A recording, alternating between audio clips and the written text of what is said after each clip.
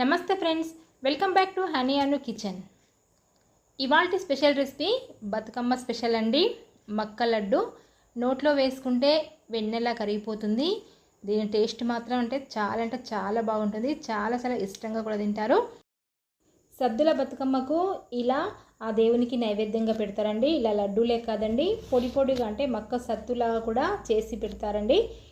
మన తెలంగాణ సైడ్లో బతుకమ్మకు ఇలా నైవేద్యం పెడతారు. ఈ మక్క సత్తును ఏ విధంగా తయారు చేయాలో చూసేద్దాం. స్టవ్ పైన ఒక కడాయి పెట్టేసుకొని ఒక కప్పు మక్కలు తీసుకొని సన్నని మంట మీదనే ఫ్రై చేసుకోండి. మనకు హై ఫ్లేమ్లో పెట్టేసుకుంటే ఏమవుతుందంటే మక్కలు అనేది త్వరగా మాడి మనం పిండి పట్టించేటప్పుడు ఏమవుతుందంటే దొడ్డుగా వస్తుంది.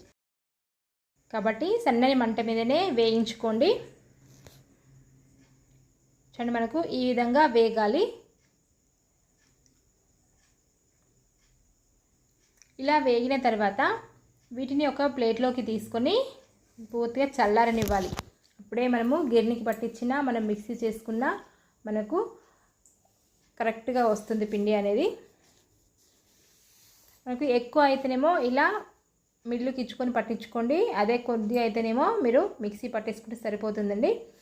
ఇలా పట్టించుకున్న పిండిని స్టవ్ పైన వేరొక కడాయి పెట్టేసుకొని అందులో ఒక 2 టేబుల్ స్పూన్ వరకు నెయ్యి వేసుకొని ఒక కప్పు వరకు ఈ మక్క పిండి వేసుకోండి. ఒక కప్పు వరకు వేసుకొని ఇది కూడా సన్నని మంట మీదనే ఫ్రై చేసుకోండి. మనకు ఫ్రై చేస్తుంటేనే మంచి సువాసన అనేది వస్తుందండి. ఈ మక్కలు అనేది కూడా హెల్త్కి కూడా చాలా మంచిదండి. మక్కలతోటి మనకు గట్కా చేసేసుకోవచ్చు, చపాతీ కూడా చేసేసుకోవచ్చు అండి. పిండి పట్టించుకొని టేస్ట్ చాలా బాగుంటుంది. ఇలా మొత్తం ఫ్రై చేసుకోండి.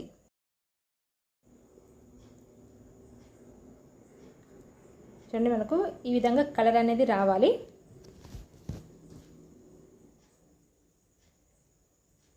చూడండి, ఇలా కలర్ వచ్చిన తర్వాత స్టవ్ ఆఫ్ చేసేసుకొని దీన్ని ఒక ప్లేట్లోకి తీసుకోండి.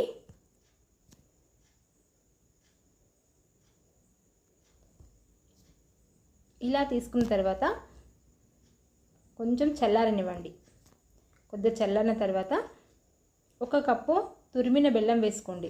ఫస్టే మనకు బెల్లం అనేది తురిమి పెట్టేసుకోండి. ఈ బెల్లంకు బదులు మనము చక్కెర పౌడర్ చేసేసుకొని వేసుకోవచ్చు.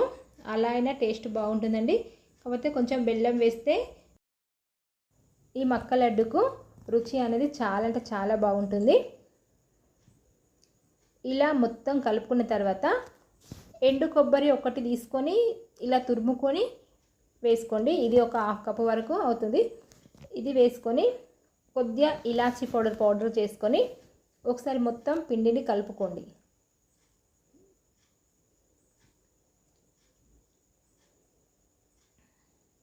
ఇలా కలుపుకుంటే మనకు కొంచెం బెల్లం కొద్దిగా తగులుతుంది కదా. అలాంటప్పుడు ఏం చేయాలంటే మనకు మిక్సీ పట్టేసుకోండి మెత్తగా. మీకు ఇలా కాకుండా బెల్లం పౌడర్ కూడా దొరుకుతుంది బయట. మిక్సీ పట్టకుండా ఈ బెల్లం పౌడర్ వేసుకోవచ్చు, షుగర్ పౌడర్ అయినా వేసుకొని డైరెక్ట్గా మనం లడ్డూలాగా చేసేసుకోవచ్చు. బెల్లం వేసుకున్నప్పుడు ఏంటంటే కొంచెం మిక్సీ పట్టుకుంటేనే ఆ బెల్లం అనేది పొడిగా అవుతుంది. కాబట్టి ఇలా మిక్సీ పట్టేసుకొని ఒక ప్లేట్లోకి తీసుకొని ఒక 2 టేబుల్ స్పూన్ వరకు నువ్వులు వేయించి పెట్టేసుకొని వేసుకోండి. ఈ నువ్వులు మనకు ఈ లడ్డు తింటుంటే ఈ నువ్వులు తగులుతుంటాయి కదా, టేస్ట్ అయితే అలా చాలా బాగుంటుంది. దీనికి బదులుగా మీరు బాదం, కాజు ఇవి కూడా వేసుకోవచ్చు. ఇలా వేసుకొని మొత్తం పిండి అంతా ఒకసారి కలుపుకున్న తర్వాత మనకు నెయ్యి ఉంటుంది కదా, ఆ నెయ్యి వేడి చేసుకొని అంటే కొంచెం గోరువెచ్చగా వేడి చేసుకొని కొద్దిగా పోసుకుంటూ మనకు ఏ సైజు కావాలంటే ఆ సైజు లడ్డూలాగా చేసుకోవడమేనండి. ఇలా నెయ్యి వేసుకొని చేసుకుంటే ఒక 15-20 రోజుల వరకు ఇవి నిల్వ ఉంటాయండి. అదే మీరు అప్పటికప్పుడు తినాలనుకున్నప్పుడు ఏం చేయాలంటే చిక్కటి పాలు కొంచెం వేడి చేసుకొని అవి కొద్దిగా పోసుకుంటూ లడ్డూలాగా చేసుకుంటే సరిపోతుందండి. ఈ లడ్డు అనేది మనం బతుకమ్మ పండుగకే చేసుకుంటాం కదా, కానీ టేస్ట్ మాత్రం బాగుంటుంది. కంపల్సరిగా ఈసారి నేను చేసే పద్ధతిలో మీరు ఇంట్లో ట్రై చేయండి. రుచి మాత్రం అమోఘంగా ఉంటుంది. చాలా చాలా ఇష్టంగా కూడా తింటారండి.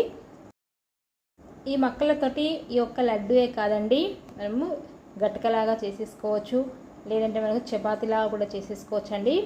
అంత బాగుంటుంది. మనకు పాతకాలంలో ఎక్కువగా మక్కలుంటే ఆ మక్కలతోటి గటక, చపాతీలు ఇలాంటివి చేసుకొని తినేవారు. చాలా చాలా బలంగా ఉండేవారు. కాబట్టి ఇలా ఒకసారి ట్రై చేయండి. అంతేనండి, చాలా చాలా సింపుల్గా చాలా టేస్టీగా ఉండే మక్క లడ్డు రెడీ అయింది కదా. ఈ వీడియో మీకు ఒకవేళ నచ్చినట్లయితే ఒక లైక్ చేయండి, షేర్ చేయండి. ఇలాంటి మంచి మంచి రెసిపీస్ కోసం మా ఛానల్ని సబ్స్క్రైబ్ చేసుకోవడం మర్చిపోకండి.